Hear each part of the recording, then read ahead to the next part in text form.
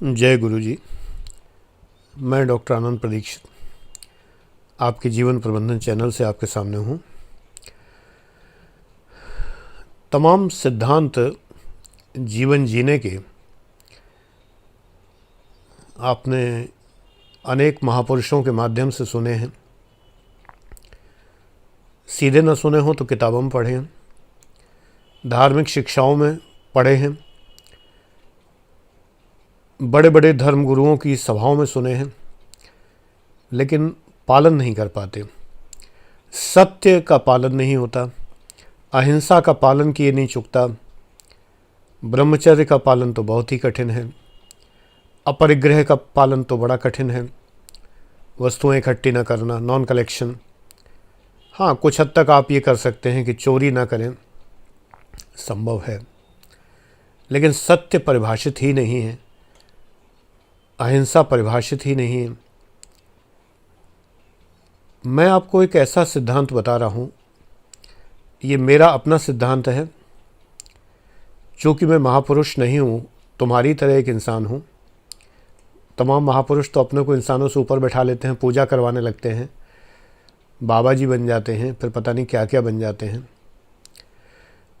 बहुत सारे सिद्धांत बहुत लोगों ने बहुत अच्छे दिए हैं, लेकिन उनके अनुयायियों ने उनको सत्यानाश कर दिया है, चौपट कर दिया है।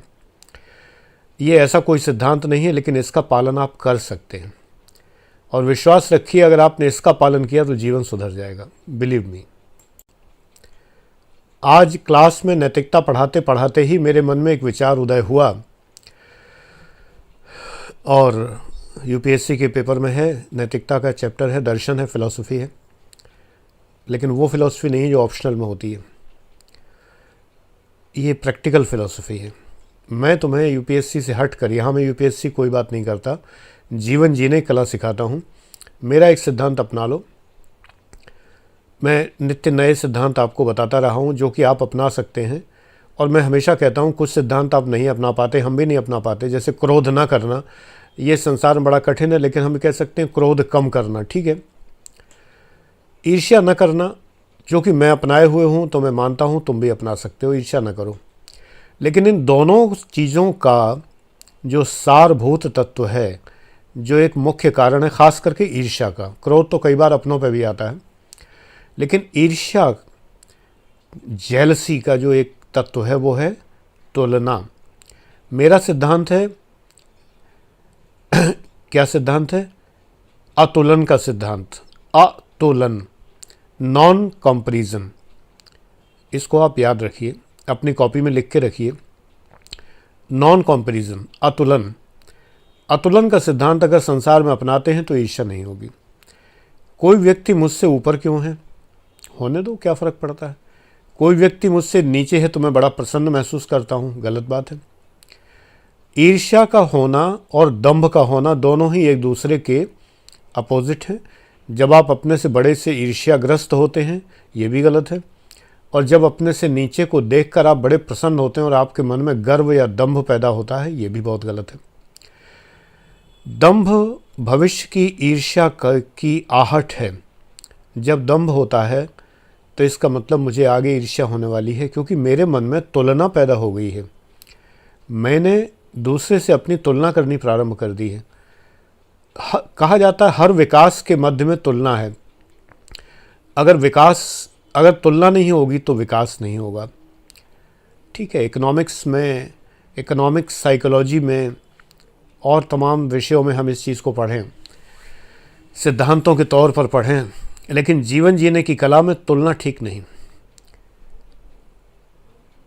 मैं हर चीज़ में अपना एग्जाम्पल आपको इसलिए बताता हूँ कि मैं अपनी कमियाँ भी आपके सामने रखता हूँ। एक फेसबुक के पेज पे मैंने एक बार अपनी 25-30 कमियाँ आपको बताई थी, जितनी मैं अपने को जान सका हूँ।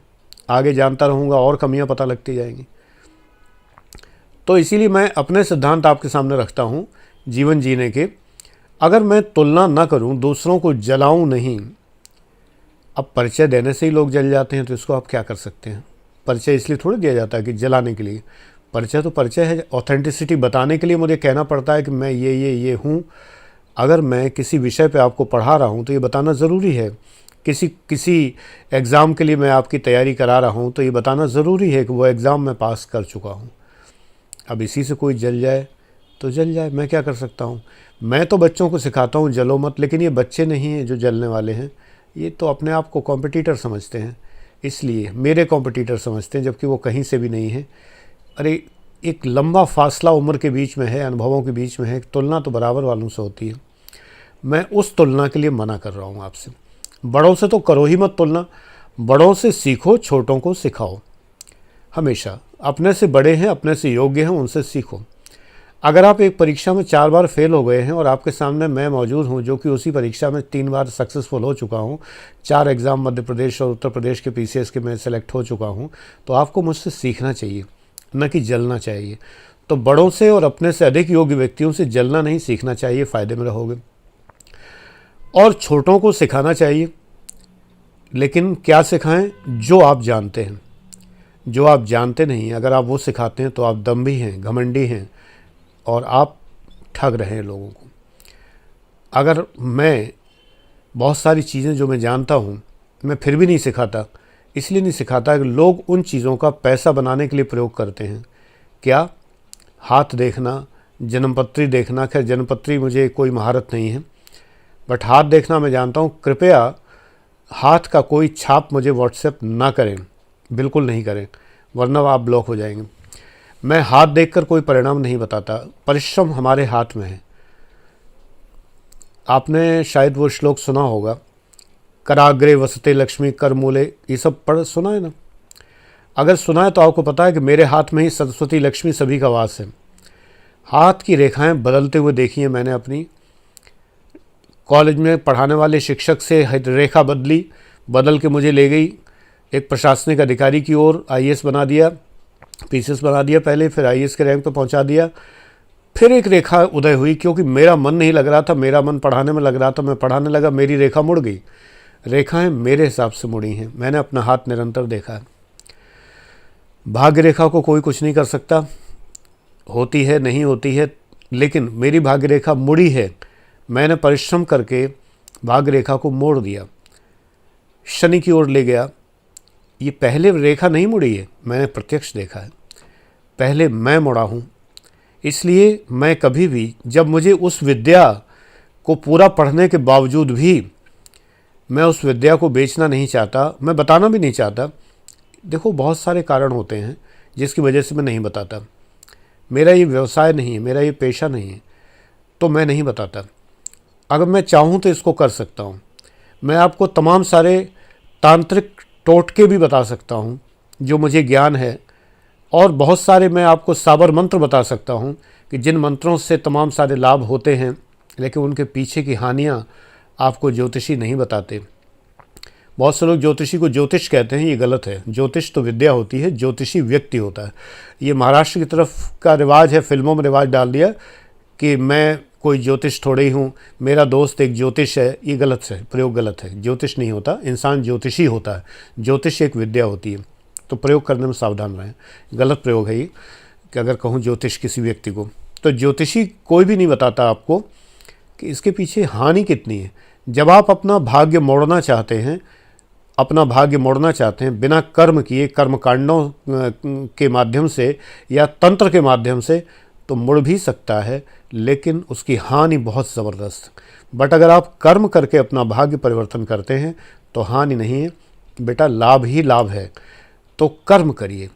अगर आप कर्म में असफल होते हैं, आप कहते हैं मैं कर्म तो करता हूँ लेकिन मुझे उस दिशा में सफलता नहीं मिलती है, इसका मतलब एक ही है। पंडित श्री राम शर्मा आचार्य ने कहा है कि असफलता का अर्थ है सफलता का प्रयास अच्छे से नहीं हुआ है। तो आप अपने प्रयासों में कमी है, आप देखिए आपके प्रयासों में कोई ना कोई कमी। इस पर लंबी चौड़ी कहानी लिख के मुझे मत भेजिए। पिछली बार मैंने पूछा था, तो मैं पवित्र प्रेम पर कुछ बताऊंगा आगे। बहुत सारी चीज़ें मेरे पास हैं, आप लोग नहीं बता पाए। आप में से एक भी व्यक्ति, एक भी सिंगल पर्सन अपने पवित्र प्रेम के विषय में नहीं बता पाया। जिन्होंने बताया वो केवल पाने की इच्छा थी और कुछ नहीं। पाने की इच्छा पवित्र प्रेम नहीं होती है। मैं बताऊंगा दूसरे वीडियो में, आप समझे ही नहीं हो, अभी बच्चे हो और प्रेम समझते नहीं हो। ये पवित्र प्रेम नहीं होता। जिन लोगों को ये लगता है कि उनका प्रेम उनसे बिछुड़ रहा है और वो पवित्र प्रेम समझते हैं उसे, 10 साल बाद मेरी बात याद कर लेना, आपके दिमाग में भी नहीं होगी वो, ये नहीं होगा, वो गायब हो चुका होगा, गारंटेड है। 10 बहुत बड़ी अवधि है, थोड़े से दिनों में, थोड़े से साल में ही भूल जाओगे उसे। अगर पवित्र प्रेम होता तो कभी नहीं भूलते। प्रेम वो होता है जिसे हम कभी नहीं भूलते। शॉर्ट में यहाँ, बाकी आपको बताऊँगा कहानी कि क्या होता है, कैसे होता है। कई कहानियाँ हैं मेरे पास में, मैं बताऊंगा, इंतज़ार करिए, बताऊंगा। माइंड में बहुत कुछ है, अभी तो मैं व्यस्त था तो बड़ा खला मुझे, 4-5 दिन वीडियो नहीं बना पाया। मुझे बड़ा मन कर रहा था कि इंटरनेट अवेलेबल होता तो, टाइम तो मेरे पास था, भले बेटी की शादी थी बट टाइम मेरे पास था, मैं बना सकता था, बट नेट अवेलेबल नहीं हुआ ठीक से। एनीवे, तो अतुलन करिए, अतुलन की प्रैक्टिस करनी पड़ेगी। नॉन कंपैरिजन, कंपैरिजन मत करिए, दंभ मत करिए। ये दंभ ना करिए कि मैं किसी से कंपैरिजन नहीं करता, ये भी दंभ है। अगर मैं तुम्हें सिखाता हूँ इसलिए मुझे बताना पड़ता है कि मैं ईर्ष्या नहीं करता, नहीं, ये कहना भी घमंड है कि मैं ईर्ष्या नहीं करता। मैं घमंड नहीं करता, ये कहना भी घमंड है। मैं कोई महापुरुष नहीं हूँ, ये कहना भी घमंड है। कुछ ना कहना अपने विषय में, कुछ ना कहना, ये ठीक है। लेकिन मैंने बताया कि परिचय मुझे देना पड़ता है अपनी ऑथेंटिसिटी बताने के लिए, कि मैं इस कारण से आपको इस क्षेत्र में गाइडेंस दे रहा हूँ क्योंकि मैं इस क्षेत्र में योग्य हूँ। ये दम्भ की वजह से नहीं बताया जा रहा, घमंड की वजह से, ईगो की वजह से नहीं बताया जा रहा। तुम बच्चों से क्या तुलना करूँगा मैं? और प्रोफेशनल्स तुलना इसलिए नहीं है कि मैं फ़ीस नहीं ले रहा, प्रोफेशनल्स तो फ़ीस ले रहे हैं, तो मेरी तुलना तो हुई नहीं किसी से भी, ना तुमसे हुई, ना प्रोफेशनल से हुई जो फ़ीस लेके हर बात करते हैं, एक एक प्रश्न पूछने के पैसे लेते हैं, अपॉइंटमेंट के 1000 रुपये लेते हैं, ज्योतिषी बहुत सारे हैं, हाथ देखने में अपॉइंटमेंट के 1000 रुपीज़ ले रहे हैं। मैं वो तो नहीं कर रहा। मैं तो आपसे व्यक्तिगत मिलने से भी मना कर देता हूँ, मैं मिलता भी नहीं हूँ। तो तुलना नहीं है कोई भी। ये मैं क्यों बताता हूँ? इसलिए बताता हूँ जिससे आप पूर्ण विश्वास के साथ में मेरे शिष्य बने रहें और आपके जीवन में भला हो। क्योंकि जब मैं इस बात के लिए कुछ लूँगा नहीं, कुछ लेता नहीं हूँ, तो वो मेरी शुद्ध भावनाएं आपके प्रति पहुँचती हैं। लेने के बाद मेरी भावनाएं ख़त्म हो जाती हैं। अगर मैं पैसा लूँगा तो मेरी भावनाएं समाप्त हो जाएंगी। तो मैं हमेशा चाहता हूँ कि मेरी शुभकामना, ईश्वर का आशीर्वाद तुम्हारे साथ रहे।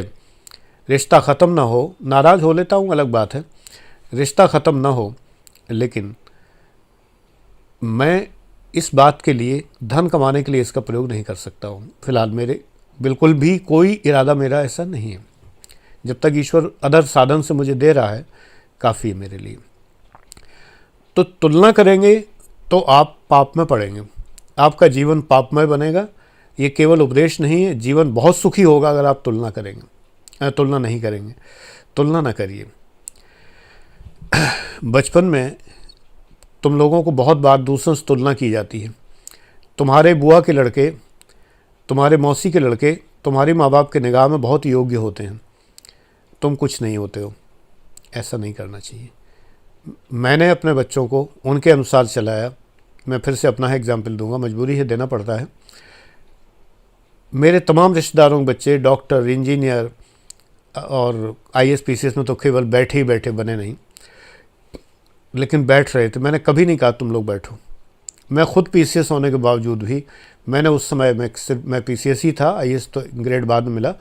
तो उस वक्त की बात जब करियर बन रहा था बच्चों का, मैंने कहा तुम अपने हिसाब से चलो, तुम्हें म्यूज़िक में इंटरेस्ट है, तुम्हें डांस एंड ड्रामा में इंटरेस्ट है। दोनों बच्चों को कहा कि अपने अपने क्षेत्र में आगे बढ़ो। दोनों बढ़े, ईश्वर कृपा है, अपने में सफल हैं, दुनिया जानती है, रॉक स्टार हैं। अनुराग दीक्षित गाज़ियाबाद में और आसपास के एरिया में जो डांस एंड ड्रामा के स्कूल हैं, म्यूज़िक स्कूल हैं हम लोगों के, वो फेमस हैं। दोनों बेटे अच्छे से कर रहे हैं काम। मैंने कभी उनको ताना नहीं दिया कि तुम IAS क्यों नहीं बैठ रहे हो, PCS क्यों नहीं बैठ रहे हो, तैयारी क्यों नहीं कर रहे हो, तुम ये डॉक्टर इंजीनियर क्यों नहीं बन रहे हो, तुम फलाना क्यों नहीं बन रहे हो। ये कभी नहीं, नेवर। रीज़न ये, अगर हम तुलना करेंगे, तुम में से कई लोगों की शिकायत लिखी भी है तुम लोगों ने कि मेरे माता पिता मेरे तमाम रिश्तेदारों के बच्चों से तुलना करते हैं। देखो, माता पिता को तो मैं पढ़ाता नहीं हूँ, मजबूरी है। मैंने कुछ वीडियो बनाने की कोशिश की, कोई रेस्पॉन्स नहीं मिला, तो मैंने माता पिता के लिए कोई वीडियो नहीं बनाए। पढ़े हैं, अभी भी पढ़े हैं, 4 वीडियो तो कम से कम हैं ही हैं जो पेरेंट्स के लिए हैं, लेकिन नहीं सुनते वो लोग। 1-2 लोग ही के रेस्पॉन्स मिले हैं, उन्होंने काफ़ी प्रशंसा भी की इस बात की कि आप हम लोगों के लिए बता रहे हैं, अच्छी बात है। लेकिन तुम इस कान सुनो उस कान निकाल दो। अगर तुम्हारे माँ बाप तुम्हारे भाई कजिन्स से तुम्हारी तुलना करते हैं तो तुम तुलना मत करो। तुलना कब होती है, कंपैरिजन कब होता है? जब तुम अपना एक समाज डेवलप करते हो। जब मैं ये बात कहता हूँ कि दोस्तों को छोड़ दो, तो मेरे सामने एक चित्र आता है कि तुम बाइक पर सवार लहराते हुए या बड़ी सी गाड़ी में लहराते हुए, जैसी तुम्हारी आर्थिक स्थिति है, और इधर उधर हंगामा करते हुए, शोर मचाते हुए चारों ओर घूम रहे हो। ऐसे लोग मैं कानपुर आर्यनगर चौराहे पे बहुत देखता हूँ। ये लफंगई वहाँ पर पता नहीं कब से हो रही है। मैं 98 में पोस्टेड था, तो मेरा मन करता था मैं पुलिस में होता तो बताता इनको। सेल्स टैक्स में मैं बता नहीं सकता इनको। ऐसी बुरी तरह वाहन चलाते रहे। और मैंने अभी कल कानपुर में अभी कल ही देखा कि आर्यनगर चौराहे की स्थिति वही है, कोई बदली नहीं है। धमाधम बजने वाला म्यूज़िक, कान फाड़ू, और आवारागर्दी करते, लफंगई करते लड़के। 98 से लेके और 2017 तक जो है, ये 19 साल हो गए और ये इस स्थिति में कोई बदलाव नहीं हुआ। तो सोचिए कि ये जीवन में क्या करेंगे? लफंगई करने के अलावा, बाप का धन उड़ाने के अलावा और ये कुछ नहीं करेंगे। इनसे तुलना तुम्हें नहीं करनी है। तुम अगर अच्छे बच्चे हो तो तुम्हें इनसे तुलना नहीं करनी। मैंने जीवन में कभी लफंगों से तुलना नहीं की। कुछ बड़े भाइयों की मुझे एग्जाम्पल दिया जाता था, आज वो बड़े भाई कहीं नहीं हैं। एग्जाम्पल दिया जाता था, रिश्तेदार एग्जाम्पल देते थे, पेरेंट्स कभी नहीं देते। रिश्तेदार एग्जाम्पल देखे थे, अरे ऐसा बनो ऐसा बनो। जिन बड़े भाई को आदर्श बताया जाता था, मामा के लड़के थे, वो जीवन में सिर्फ चोर निकले और कुछ नहीं। एक दूर के रिश्ते के मामा जी थे, उनके लड़के थे, इंजीनियरिंग किया हुआ था उन्होंने। मुझे बड़ा आदर्श बताया जाता, तमाम नाते रिश्तेदार के, देखो ऐसे बेटा पढ़ो, और देखो वो लड़का कैसा निकल गया। वो चोर निकले, उन्होंने मुझी पे चोरी आजमाई। पीयरलेस कंपनी में उन्होंने मुझे एक खाता बेचा, एक पॉलिसी बेची, और मेरे सारे पैसे खा गए। तो ऐसे लोग क्या कहा जा सकता है? निकृष्ट लोग हैं बहुत सारे। तुलना जीवन में करोगे तो कभी कभी तुम्हें पछताना पड़ेगा। मैंने किससे तुलना की यार? मैंने उन भाई साहब से वैसे भी तुलना नहीं की थी कभी। मैंने सोचा था मुझे जो बनना है मैं बनूंगा, मुझे टीचिंग करनी है और मुझे विश्वविद्यालय में पढ़ाना है। मेरा उद्देश्य यही था, जो पूरा नहीं हो पाया। इस बात का मुझे मलाल रहेगा हमेशा। 6 महीने इलाहाबाद यूनिवर्सिटी में बिना तनख्वाह के पढ़ाना पड़ा था, क्योंकि वहाँ पर रिवाज थी कि पीएचडी करने वालों को, डिफिल करने वालों को 6 महीने बिना तनख्वाह के पढ़ाना होता था। वो मैंने किया तो आत्मा थोड़ी संतुष्ट जरूर हुई। फिर इसके बाद विश्वविद्यालय के कॉलेजेस में, कानपुर के कॉलेजेस में मैंने पढ़ा है, कानपुर यूनिवर्सिटी के, थोड़ी सी आत्मा संतुष्ट हुई। लेकिन मेरा मन था कि कैंपस यूनिवर्सिटी इलाहाबाद विश्वविद्यालय में मैं प्रोफेसर के रूप में होता। ये मेरे मन में इच्छा थी, किसी से तुलना नहीं थी, क्योंकि मेरे साथ के जितने भी इलाहाबाद यूनिवर्सिटी के लोग थे सब आईएएस पीसीएस में बैठते थे और हो भी गए। तमाम लोग मुझसे बहुत सीनियर हो गए, क्योंकि वो बीएससी करते ही पीसीएस में या आईएएस में निकल गए, बहुत सीनियर हो गए। वर्तमान समय के जो राज्यपाल के सचिव हैं, पांडे जी जो हैं, चंद्र प्रकाश पांडे जी, ये हमारे 12वीं क्लास फेलो हैं, और ये इलाहाबाद जाते ही इन्होंने पीसीएस में तुरंत ही पीसीएस हो गए थे, आज आईएएस हो गए हैं। तो एक्चुअली मैंने तुलना नहीं की कभी। चंद्र प्रकाश मेरे लिए आज भी चंद्र प्रकाश हैं, उनके लिए मैं आज भी प्रमोद हूँ। और कोई हम लोगों में बीच में रत्ती भर वो डिफरेंस नहीं पैदा हुआ कि वो इतने बड़े स्थान पे पहुंच गए, मुझसे सीनियर हो गए थे काफ़ी हद तक। कोई फ़र्क नहीं पड़ता इससे। हमारी मित्रता, बालपन की जो सख्य भाव है, सखा भाव है, मैत्री भाव है, बरकरार है, आज भी बरकरार है। मैंने तुलना की ही नहीं। तुलना नहीं की तो मैं प्रसन्न तो रहा। अगर मैं तुलना करता तो मेरी प्रसन्नता गायब हो जाती। मैं सोचता चंद्र प्रकाश तो वहाँ पहुँच गए, मेरे साथ के 1 साल सीनियर जोर सिंह या जितेंद्र सिंह उन्हें अब कहते हैं, तो जितेंद्र सिंह भी आईएएस हो गए, फलाना ये हो गया, वो ये हो गया। दुनिया भर के लोग थे, जाने क्या क्या हो गए। होने दो, मैं डिग्री कॉलेज में पढ़ा रहा था, I was happy with that. फिर नौकरी करने के बाद मैं तुलना करता कि मेरे साथ के लोगों ने इतनी बड़ी बड़ी कोठियाँ बना ली, इतने बड़े बड़े गोदाम, वो क्या नाम, फैक्ट्रियाँ खोल ली, गोदाम बना लिए, इतने उनके ट्रांसपोर्ट कंपनियाँ चलती हैं, इतना उनका इंजीनियरिंग कॉलेज, मेडिकल कॉलेज खोल लिए उन्होंने, इतना उन्होंने फार्म हाउस खोल लिए देहरादून में और फलानी जगह, या उन्होंने ये कर लिया वो कर लिया। अगर मैं सोचता तो मर जाता ये सोचते सोचते, क्योंकि मेरा विभाग तो एक बहुत ही ज़्यादा, सभी जानते हैं कि कैसा है। आप समझ सकते हैं, सेल्स टैक्स डिपार्टमेंट जो कॉमर्शियल टैक्स कहलाता है, कि कैसा है, मुझे कहने की ज़रूरत नहीं है। लोगों ने इतना कमाया, अंधाधुंध कमाया कि कमा के इतना डाल दिया, पता नहीं कहाँ ले।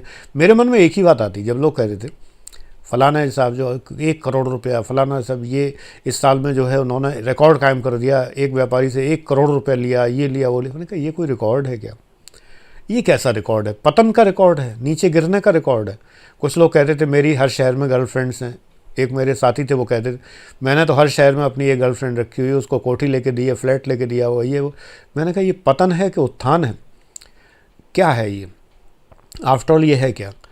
तो सवाल ये उठता है मैंने तुलना तो नहीं की। अगर तुलना करने का मतलब सिर्फ बिगड़ना होता, क्योंकि मैं भी वही सोचता, वैसा ही बनने का प्रयास करता, तो केवल पतन होता और कुछ नहीं होता। उनसे तुलना करके बहुत लोग बर्बाद हो गए और अल्टीमेटली आज वो भी बर्बाद हैं। तमाम लोग ऐसे हैं कि जिनसे तुलना की जा सकती थी किसी बात में, अच्छे लोग तो मिलते नहीं हैं दुनिया में। आप अगर चारों ओर देखें तो आपके आसपास के लोगों में अच्छे लोग बहुत कम मिलते हैं। इन्हीं में से मैंने 10 गुरु खोज लिए और वो बेहद अच्छे लोग मेरे आसपास के करीबी लोग थे, जिनमें मेरी पत्नी भी सम्मिलित हैं। मैंने उनको गुरु माना, उनकी तमाम बातों को मैंने अपने जीवन में धारण किया और मैंने जाना कि तुलना नहीं, अगर सीखना है तो सीख लो, तुलना करने से क्या फ़ायदा है, कंपैरिजन क्या करना। अगर मुझे कोई अच्छी बात लगी तो ये चोरी मैं ज़रूर करता हूँ। ये चोरी क्या है? विचार की चोरी। ये चोरी मैं ज़रूर करता हूँ, बिना पूछे उठा लेता हूँ। अगर तुम्हारे अंदर कोई अच्छी बात होगी, तुम बच्चे से ही, लेकिन अगर मुझे तुम्हारी कोई बात अच्छी लगेगी तो मैं चुरा लूँगा उसे, बिना कहे उठा लूँगा, अपने जीवन में धारण कर लूँगा। और ऐसी चोरी तो करो हमेशा। किसी की कोई बात अच्छी लगे, धड़ से उठा लो उसको, सीधे बिना पूछे उठा लो। ये तो निःशुल्क वितरण के लिए होती हैं अच्छाइयाँ, बिल्कुल बिना किसी दाम लिए हुए, बिना किसी पैसा लिए हुए बांटने के लिए होती हैं। अगला बांट रहा है तो उठा लो, ये चोरी नहीं है, ये ग्रहण करना है, ग्रहण क्षमता है। ग्रहण करो, ग्रहण करोगे तो सुखी रहोगे हमेशा। तुलना करोगे दुखी रहोगे। जब जब तुम तुलना करोगे तब तब तुम दुखी रहोगे। Because if you compare then you are destroyed, if you don't compare then you become great and great and great, greater and greater. आप ऊंचे उठते चले जाते हैं, क्योंकि जब आप तुलना नहीं करते तो आपको पता भी नहीं चलता आप कितने ऊंचे उठ गए। जैसे एक बंद ट्रेन में, एयर कंडीशन ट्रेन होती है, बंद है और वो चली जा रही, तो आपको पता ही नहीं चलता कि आसपास कौन है, कौन सा आसपास स्टेशन निकल गया, क्या होगा। अचानक आप डेस्टिनेशन पर पहुंच जाते हैं। ट्रेन रुकती है, लंबी दूरी की ट्रेन है, सीधे डेस्टिनेशन पर रुकी, आप उतरे, अरे वाह मेरा शहर आ गया, उतर गए। ऐसे ही आपका जो डेस्टिनेशन है, दैट इज़ द साल्वेशन, मोक्ष। मोक्ष के लिए क्या है? धर्म, अर्थ, काम, मोक्ष। आपका धर्म क्या है? आपका कर्तव्य क्या है? अर्थ, पैसा कमाना भी आपका उद्देश्य है, गलत तरीक़ों से नहीं, अच्छे तरीके से कमाइए पैसा। अर्थ, काम, सेक्स भी आपका धर्म है, इसीलिए धर्म पत्नी कहलाती है, तो वो भी धर्म है। पहला है प्रश्न, धर्म क्या है? धर्म का मतलब कर्तव्य क्या है? अर्थ और काम, काम, काम भावना, काम। तभी तो सृष्टि आगे बढ़ेगी, नहीं तो सृष्टि नहीं बढ़ेगी आगे, संसार आगे नहीं बढ़ेगा, कायनात स्थिर हो जाएगी। तो अर्थ और काम दोनों चीज़ें जीवन में आवश्यक हैं। और अगर हम इनको कायदे से करें, सम्यक करें, अब बौद्ध धर्म जोड़ लीजिए, अभी हिंदू धर्म की बात थी, अब बौद्ध धर्म जोड़ लीजिए। अगर हम अर्थ भी सम्यक तरीके से कमाएं और अगर हम काम भी सम्यक तरीके से प्रयोग करें, यानी कि लेजिटिमेट पार्टनर के साथ सेक्स, और वो भी बहुत अधिक मात्रा में नहीं, वरना जीवन बर्बाद हो जाएगा। तो लेजिटिमेट सेक्स अगर है तो फिर हमें चौथी चीज़ क्या मिलेगी? मोक्ष, दैट इज़ साल्वेशन। साल्वेशन का मतलब ये नहीं कि अभी जाके कोई आदमी कहे कि इसका मतलब क्या हम मरने के लिए बने। भाई बिल्कुल बने हो मरने के लिए, तो दुनिया बनी है, सारे लोग मरने के लिए ही बने। लेकिन ऐसी मौत से क्या लाभ जो छटपटा के होती है, तकलीफ़ से होती है। मौत को हम लोग चर्चा नहीं करते, बहुत डरते हैं। दुनिया में रहना इतना प्रिय है कि मौत शब्द भी नहीं प्रयोग करना चाहते। करिए, मौत को सोचिए, हमेशा सोचिए कि मृत्यु अवश्यम भावी है, मृत्यु तो होनी ही है। जीवन में दो ही चीज़ें सत्य हैं, भगवान कृष्ण ने कहा है, जातस्य ही ध्रुवो मृत्यु ध्रुवो जन्म मृतस्य च। जिसका जन्म हुआ है वो मरेगा, और जो मरा है उसका जन्म होगा, ये तो निश्चित है। उन्होंने पुनर्जन्म की बात की है, अगर आप मानते हो तो मान लीजिए, ना मानते हो तो आधी बात मान लीजिए कि जातस्य ही ध्रुवो मृत्यु, जो जन्म लिया है वो मरेगा ही। तो तकलीफ़ में क्यों मरे, कष्ट में क्यों मरे, घिसट घिसट के क्यों मरे? अरे जब जाना है तो यूं जाओ जैसे कि तुम्हारा कुछ भी नहीं। तो ये मोक्ष है, नॉन अटैचमेंट है, अलगाव है, लगावहीनता है। अगर ये आपके जीवन में है तो याद रखिए कि जब प्रारंभ, आगाज़ अच्छा है तो अंजाम भी अच्छा होना चाहिए। अंजाम बुरा हुआ तो क्या फ़ायदा? आगाज़ तो हो गया, जन्म हो गया, यानी प्रारंभ हो गया जीवन का, आपने बहुत गंदे तरीके से जीवन जिया, बहुत ही ज़्यादा ईर्ष्याग्रस्त तरीके से जीवन जिया, दूसरों से जलते रहे, हमेशा अपने जीवन को नरक करते रहे, इसके बाद मृत्यु के पास तो नरक ही नरक मिलेगा, और इतना लंबा नरक मिलेगा कि रूह कांप जाएगी। ये कोई वो नरक नहीं है जो गरुड़ पुराण में बताया गया, ये इसी जीवन में नरक मिल जाता है। इसलिए अगर मस्त रहना है तो व्यस्त रहिए, त्रस्त मत रहिए। मेरा सूत्र याद रखिए, मस्त रहिए, व्यस्त रहिए, त्रस्त मत रहिए कतई। इसका सूत्र एक ही है, अतुलन। तुलना मत करिए, नॉन कॉम्पेरेबिलिटी। तुलना करेंगे तो बर्बाद होंगे, दुखी होंगे, परेशान होंगे। इसके पास ये है, उसके पास वो, उसके पास, अरे अपने पास नहीं देख रहे, मेरे पास जॉय है। वो जो जॉय है, आनंद है, इससे ऊपर कुछ नहीं है, ये अनमोल है, तो मस्ती का है। मेरे सामने अभी विवाह में मेरी भतीजी, मेरी पुत्री, उसका विवाह भी था, तो 4-5 दिन में आपके सामने नहीं आया, तो मैं वहाँ देख रहा था। बैठे बैठे मैं सोचता था क्या करूँ बैठे बैठे, आजकल काम तो करना नहीं पड़ता कुछ भी, सब करने वाले करते हैं काम। बैठा हूँ, क्या किया जाए, पॉकेट पैराडाइज अपने पास में है। गुरुदेव कहते हैं pocket paradise, Paramahansa Yogananda, pocket paradise. आंख बंद करिए, ध्यान करिए, लगाया ईयरफोन कान में, फट से ऑन किया, एक ओंकार सतनाम, लग गया ध्यान। बैठे बैठे, सबके बीच में बैठे बैठे, कोई फ़र्क नहीं पड़ता, एक बार सुन लिया पूरा, या जो भी पसंद आया वो सुन लिया। मस्त, व्यस्त, अच्छे कामों में व्यस्त, तो जीवन मस्त। तो ये सच्चिदानंद की प्राप्ति है, कहीं भी हो सकती है। It is your pocket paradise. एक मेरे पास रहता है आंखें बंद करने वाला, यहाँ लगा लिया आंखों के आगे पट्टी, किसी किट में आई थी, तो उस किट में वो था कि आंखों के आगे पट्टी लगा सकते हैं, कान में ईयरबड लगा सकते हैं, तो कान में लगाता हूँ ईयरफोन, नॉइज़ कैंसिलिंग, आसपास की दुनिया का नॉइज़ कैंसिल्ड, आंखों पे पट्टी, दिखाई देना बंद, बस ध्यान किया। मैं इस पचड़े में नहीं पड़ता कि बैंगनी रंग दिखाई दे तो ही ध्यान लगेगा, ऑरेंज कलर दिखाई दे तो इसका अर्थ ये है कि हम फलानी जगह पहुंच गए। मैं इस सब को नहीं सोचता।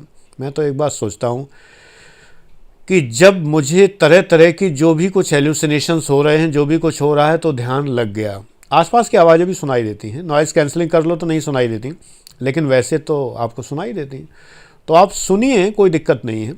लेकिन आपका मन मस्ती में, करना फ़कीरी तो फिर क्या दिलगिरी, वो वाली बात है।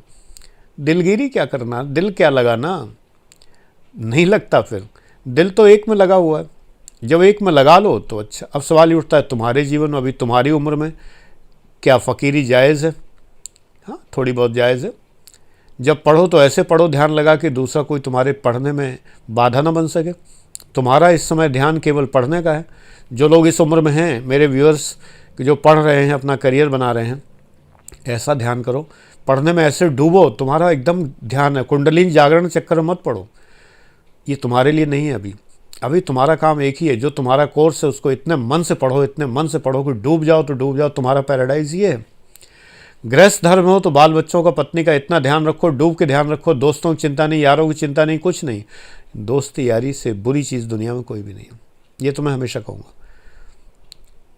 मैंने देखा है, गृहस्थ धर्म की बात मैंने शुरू कर दी, हालांकि अलग वीडियो का विषय है, शॉर्ट में बता देता हूँ।